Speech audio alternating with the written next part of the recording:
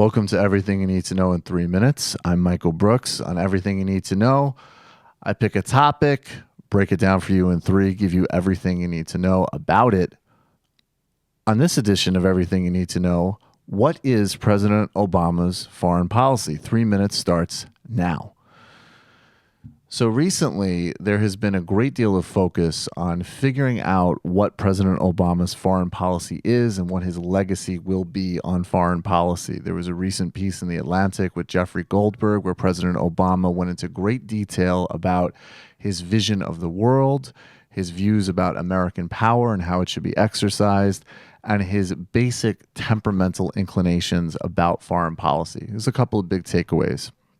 First of all, President Obama thinks we should disengage and ramp down from the Middle East. He was very disillusioned by the results of the humanitarian intervention in Libya. He does not regret backing down on his red line in Syria and finds the arguments about credibility and all the rest that you hear from a lot of mainstream Washington pundits to be incredibly overblown and intellectually shallow.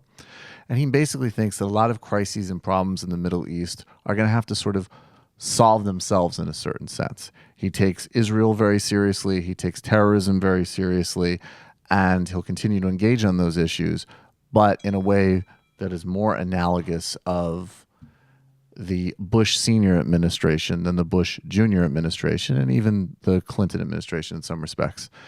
He wants to pivot more fully to Asia. He sees Asia as an incredible opportunity and a place of enormous human growth, and with China an undeniable space of power in the 21st century.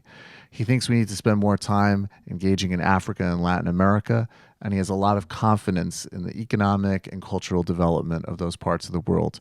He believes Europe needs to be engaged with and taken care of because they're important security partners, but he also says too often they are free riders, in the sense that they expect the United States to take care of major security challenges and sort of foot the bill. So he doesn't view, quote unquote, leading from behind as a problem. He thinks it's only a problem if you don't understand the nature of how these things really work in terms of implementation, and if you're obsessed with Washington games and posturing. Now, they didn't talk very much about drones. I think undoubtedly President Obama's drone policy is going to be a big problem for the future, and it already has been in the course of his administration. It's killed many civilians, and the governance of drones is something that his administration has not taken care of.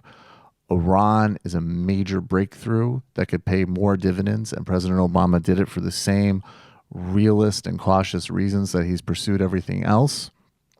The breakthrough in Cuba is something important, and overall you've seen in his foreign policy cautious, pragmatic realism, not idealistic particularly, not usually progressive, but shrewd and thoughtful. And that's everything you need to know in 3.